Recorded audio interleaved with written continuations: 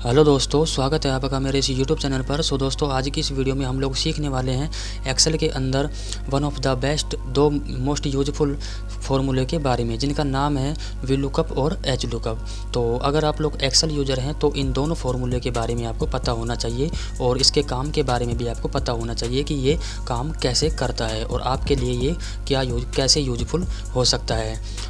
तो यहाँ पर हम स्टेप बाय स्टेप सीखने वाले हैं कि इन दोनों फार्मूलों को हम यहाँ पर यूज कैसे करेंगे एक्सेल के अंदर।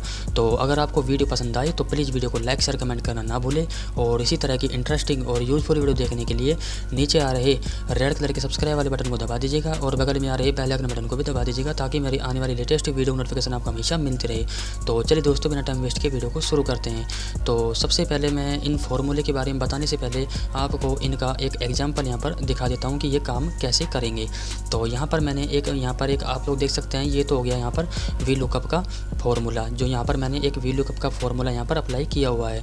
तो यहाँ पर ये कैसे काम करेगा, मान लीजिए आपके पास में कोई यहाँ पर एक डाटा है और मान लीजिए इससे भी ज़्यादा आपके पास में कोई डाटा हो सकता है।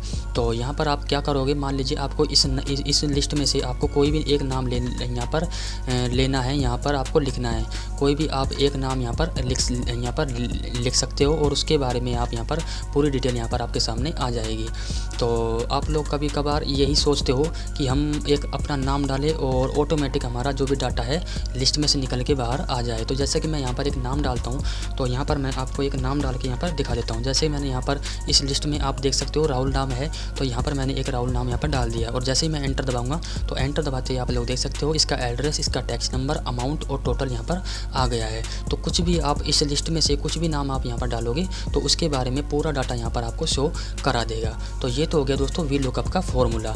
उसके बाद में आते हैं एच लुकअप के फॉर्मूले पर। तो एच लुकअप का फॉर्मूला कुछ इस प्रकार होता है, आप लोग यहाँ पर देख सकते हो ये वाला।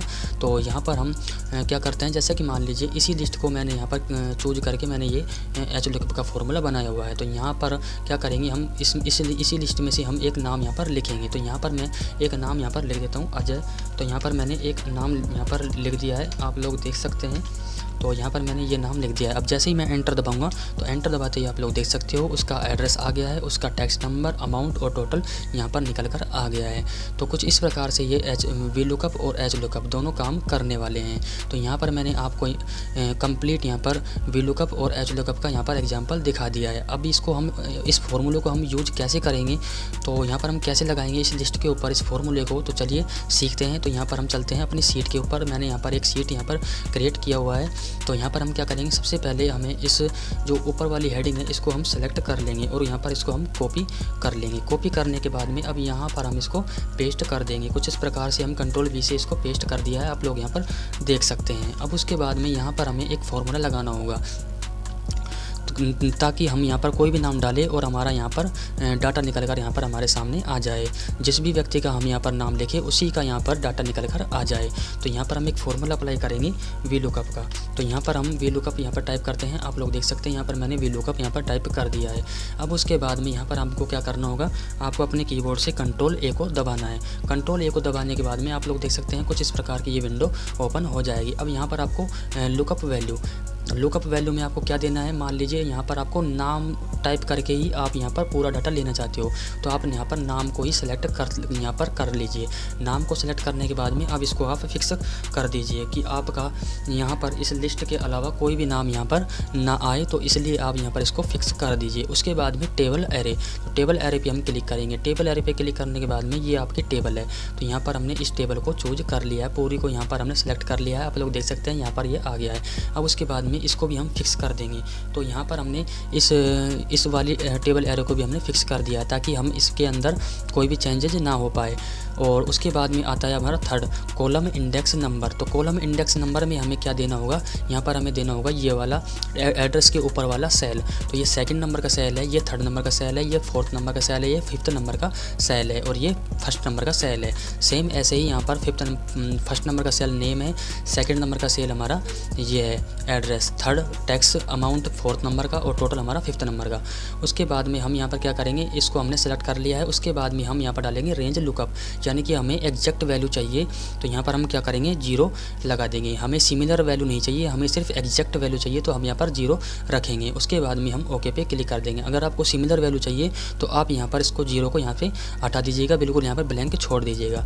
उसके बाद में हम यहाँ पर 0 लगा देंगे एग्जैक्ट वैल्यू के लिए और ओके पे क्लिक कर देंगे। ओके पे क्लिक करते ही अब आप लोग देख सकते हैं यहाँ पर कुछ इस प्रकार से ये आ गया है। तो सबसे पहले हम ऊपर कॉलम यहाँ पर कॉलम नंबर दे देते हैं, यहाँ पर 1 और यहाँ पर 2 और यहाँ पर 3 और यहाँ पर हमने लिख दिया 4 और यहाँ पर 5। तो हमने ये नंबर क्यों लिखे हैं, क्योंकि हमें एड्रेस भी चाहिए और टैक्स भी चाहिए, अमाउंट भी चाहिए और टोटल भी चाहिए, तो इनके नंबर मैंने यहाँ पर लिखे हुए हैं। अब उसके बाद में बात आती है नाम डालने की। जैसा कि आप यहाँ पर कोई भी नाम डाल सकते हो, तो मैं यहाँ पर एक नाम यहाँ पर आपको दिखाता हूँ। तो यहाँ पर हमने एक नाम है यहाँ पर पूनम का नाम, तो यहाँ पर हम पूनम नाम यहाँ पर डाल लेंगे। तो यहाँ पर मैंने जैसे ही पूनम नाम डाला और एंटर दबाते हैं हम, तो एंटर दबाते ही आप लोग देख सकते हो यहाँ पर ये पूनम इसका एड्रेस यहाँ पर आ गया है। अब आप लोग ये सोच रहे हो कि यहाँ पर टैक्स नंबर नहीं आया, अमाउंट भी नहीं आया, टोटल भी नहीं आया, तो ये सब कैसे आएंगे। आपने इस वाली सेल के अंदर फॉर्मूला अप्लाई किया था, तो इसी को आप यहाँ पर पकड़ के माउस से और यहाँ पर इसको ड्रैग कर दीजिए फॉर्मूले को, तो ये सभी में अप्लाई हो जाएगा। अब उसके बाद में आप कोई भी यहाँ पर नाम डालिए, आपका जो भी डाटा होगा उस नाम से रिलेटेड सब कुछ यहाँ पर आ जाएगा। तो यहाँ पर जैसे ही मैं यहाँ पर राहुल डालता हूँ, तो यहाँ पर मैंने राहुल नाम यहाँ पर डाल दिया है और उसके बाद में जैसे ही एंटर दबाता हूँ तो उसका एड्रेस, उसका टैक्स नंबर, अमाउंट और टोटल यहाँ पर आ गया है। तो ये तो हो गया दोस्तों आपका VLOOKUP फार्मूला।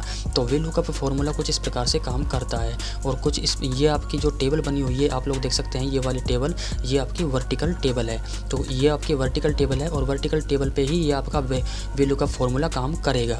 तो VLOOKUP फार्मूले के लिए आपको VLOOKUP वर्टिकली आपको हेडिंग यहाँ पर टाइप करनी होगी कुछ इस प्रकार से, जैसे मैंने यहाँ पर टाइप की हुई है। उसके बाद में आते हैं HLOOKUP के फार्मूले पर। तो HLOOKUP के फार्मूले में कुछ इस प्रकार से आपको टेबल यहाँ पर मिल जाएगी।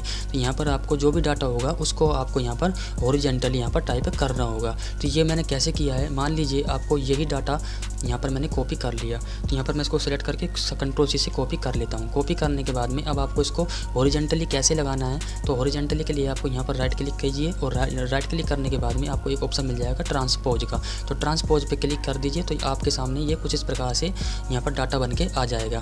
अब यही डाटा को हमने यहाँ पर वर्टिकली से हॉरिजॉन्टली यहाँ पर पेस्ट कर दिया है कुछ इस प्रकार से, आप लोग यहाँ पर देख सकते हैं। अब इसी पे हम हॉरिजॉन्टली जो डाटा है हमारे पास में, मान लीजिए आपके पास में कोई हॉरिजॉन्टली डाटा है, तो आप यहाँ पर हॉरिजॉन्टली HLOOKUP फार्मूले का यूज कर सकते हो। इसके अंदर से डाटा आप कैसे निकालोगे, तो यहाँ पर मैंने आपको बता दिया है कि जो वर्टिकल यहाँ पर जो वर्टिकली हमारे पास में डाटा होता है कुछ इस प्रकार से, तो उसके अंदर से हम वैल्यू कैसे निकालेंगे, नाम को सर्च करके, नाम लिख के हम उसके बारे में डाटा कैसे निकालेंगे।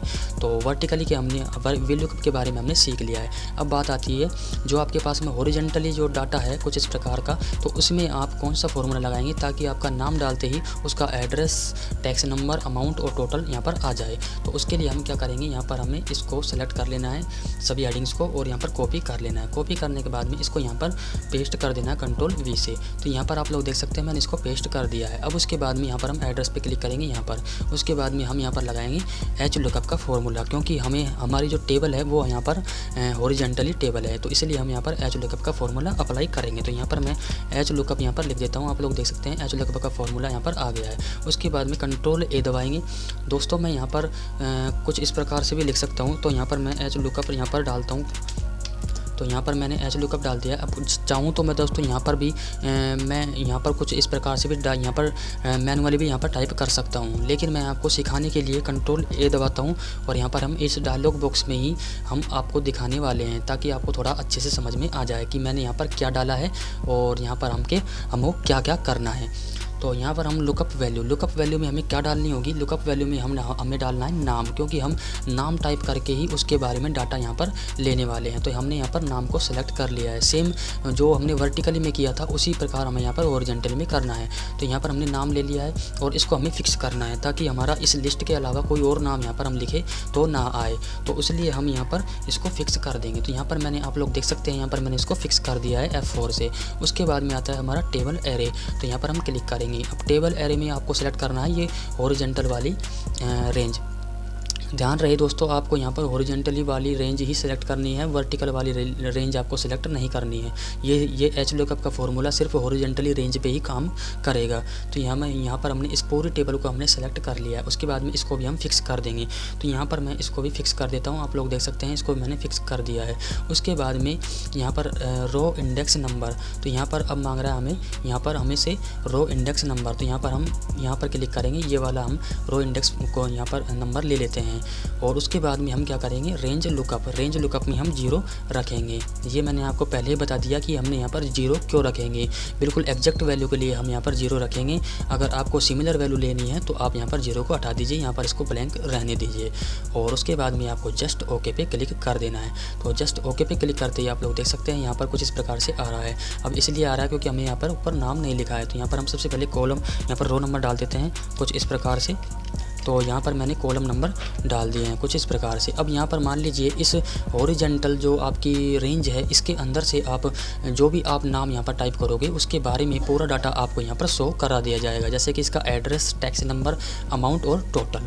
तो यहाँ पर जैसे कि मान लीजिए मैं यहाँ पर एक नाम डालता हूँ महेश, तो यहाँ पर मैं महेश नाम यहाँ पर डाल देता हूँ कुछ इस प्रकार से, आप लोग यहाँ पर देख सकते हैं। अब जैसे ही मैं एंटर पे क्लिक करूँगा तो आप लोग यहाँ पर देख सकते हैं जो महेश है वो टोंक का रहने वाला है।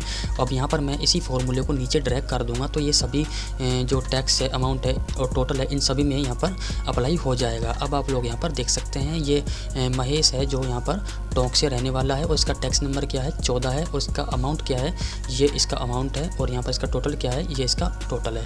अब मान लीजिए आपको यहाँ पर इसी लिस्ट के अंदर से अजय का यहाँ पर देखना है, अजय का डाटा क्या है। तो यहाँ पर हम क्लिक करेंगे और यहाँ पर हम अजय नाम यहाँ पर डाल देंगे कुछ इस प्रकार से। जैसे ही अजय नाम डाला मैंने यहाँ पर और जैसे ही मैं यहाँ पर एंटर करता हूँ तो आप लोग यहाँ पर देख सकते हैं यहाँ पर कुछ चेंजेज हो गया है। तो अजय कहाँ का रहने वाला है, कोटा का, और उसका टैक्स नंबर क्या है, अमाउंट क्या है और टोटल क्या है।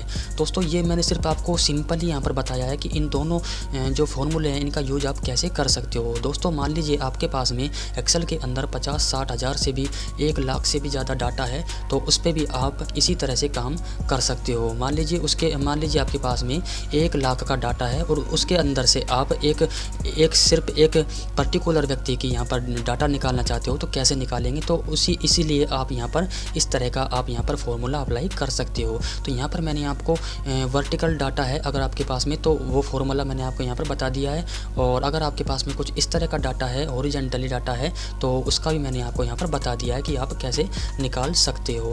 सो आई होप आज की इस वीडियो में आप लोग दोनों फॉर्मूले के बारे में सीख गए होंगे। अगर आपको इन फॉर्मूलों से रिलेटेड कोई भी यहाँ पर दिक्कत आए, प्रॉब्लम आए तो आप हमें वीडियो के नीचे कमेंट बॉक्स में कमेंट कर सकते हो। अगर आपका मुझे कमेंट मिला तो यहाँ पर मैं इसी टॉपिक पे ऊपर दोबारा से वीडियो बना दूंगा।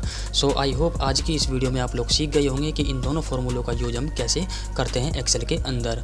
सो अगर आपको ये वीडियो अच्छा लगा है तो प्लीज़ वीडियो को लाइक, शेयर, कमेंट करना ना भूलें। और इसी तरह की इंटरेस्टिंग और यूजफुल वीडियो देखने के लिए नीचे आ रहे रेड कलर के सब्सक्राइब वाले बटन को दबा दीजिएगा और बगल में आ रहे बेल आइकन बटन को भी दबा दीजिएगा ताकि मेरी आने वाली लेटेस्ट वीडियो नोटिफिकेशन आपको हमेशा मिलती रहे। तो थैंक यू दोस्तों, मिलते हैं अगले वीडियो में नए टिप्स, नए ट्रिक्स के साथ। तब तक के लिए जय हिंद, जय भारत।